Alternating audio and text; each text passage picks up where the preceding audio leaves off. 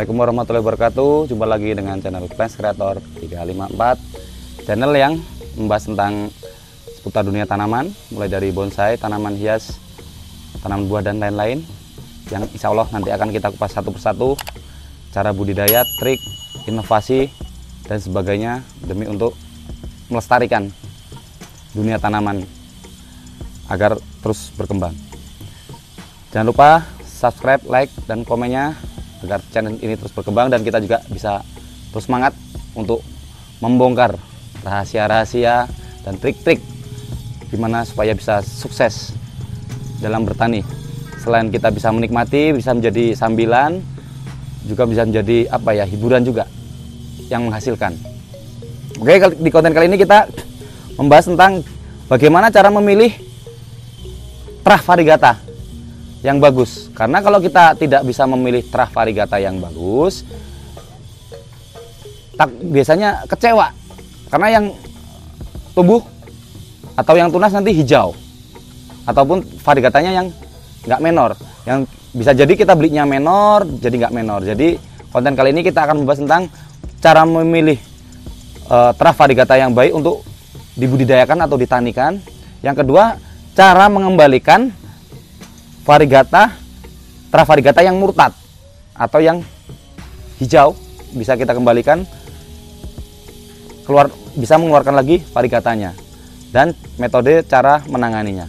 Yang pertama, kita bisa di sini kita pilih mungkin yang sederhana ya, yang rata-rata disenangi adalah Monfar. Ini salah satunya, kita bahas dulu di Monfar. Untuk tips memilih Monstera variegata atau jenis Philodendron lain atau Anthurium lain hampir sama ya. Kuncinya satu. Ketika kita memilih, kalau bisa ini yang variegatanya kanan kiri. Kanan kiri. Dan kalau bisa marble, jangan yang ngeblok. Kenapa? Kalau ngeblok gampang gosong. Dan yang kedua juga, kalau ngeblok terlalu banyak putihnya gampang gosong atau lonyot. Kalau terlalu banyak hijau kurang menor. Jadi pilihlah yang variegatanya marble atau menyebar. Kenapa? Karena itu bisa menjadi jaminan bahwa yang akan tunas nanti stabil variegatanya. Contoh seperti ini. Ini daun pancingnya seperti ini. Daun pancing seperti ini. Tunasnya alhamdulillah ini dari setiap tunas dan potongan tidak pernah meleset ya. Marbernya selalu ada. Cuman perbedaannya ya terkadang mewah, terkadang tidak. Oke. Ini dari Monstera variegata. Dan pilihlah, jangan pilih yang sektoral. Sektoral artinya ngeblok. Sebagai contoh yang sektoral seperti apa ya? Sektoralnya, nah misal ini seperti sektoral. Ini sektoral. Karena kalau yang jenis sektoral itu biasanya dia akan ngeblok. Kadang hijau semua, kadang ada putihnya, kadang putih semua. Seperti itu kalau sektoral. Dan bagaimana Mas cara mengatasi yang saya beli yang jenis variegata ya, bisa dari jenis apapun. Ketika membeli jenis variegata dari jenis apapun dan menjadi murtad, saya kasih solusinya. Kita ambil satu dari ini dulu, dari Gigantium marble yang rawan murtad juga ya, Gigantium marble ini. Nah, di sebelah sini ini awalnya hijau, teman-teman. Ketika hijau seperti ini, rawatlah dengan baik, dengan media yang poros, jangan terlalu subur, sedikit pupuk kandangnya. Ketika membesar, insya Allah biasanya dia akan mulai keluar. Bila dari jejak-jejaknya ini nggak ada, ini mulai kelihatan sedikit-sedikit, di sini sedikit, dan semakin ke atas semakin keluar. Nih, semakin keluar. Dan ini juga ada contoh lagi. Seperti ini variegatanya sedikit, semakin ke atas semakin mewah. Yang penting tetap dirawat, dijaga intensitas cahaya dan kelembabannya serta penyiramannya, jangan terlalu sering tapi jangan juga telat. Karena kalau telat nanti kusam. Dan ini juga sama. Ini tadinya bawahnya hijau. Semakin ke atas semakin keluar. Yang penting kuncinya di media tanam dengan porositas yang tinggi, dengan cahaya yang cukup, sekitar 60-70%. Jangan terlalu sering siram dan dirawat. Ketika seperti itu udah mulai kembali seperti ini, jangan diotak-atik dulu, jangan dipindah, jangan dipotong.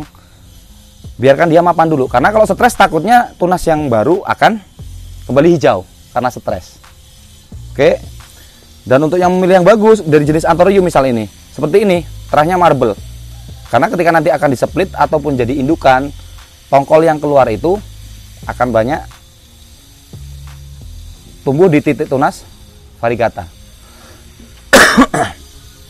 Jadi kita harus jeli ya dalam memilih terah variegata. Nah, di sini juga ada kasus-kasus white WK, white connect. Ini tadinya bawahnya juga ngeblong, tapi saya biarkan sudah agak besar, baru saya potong karena sudah mulai stabil di 3 daun. Dan ini variegatanya mulai stabil, keluar terus seperti ini. Pertahankan, jaga media, intensitas cahaya dan penyiraman. Nah, kalau terjadi kasus seperti ini, burlemak ini menor mas, tapi kok ada hijaunya. Kalau burlemak ini cara mengatasinya hanya satu, pilih terah yang menor, karena yang menor ini tumbuh di titik tumbuh variegata, sedangkan ini tumbuhnya di titik tumbuh yang hijau.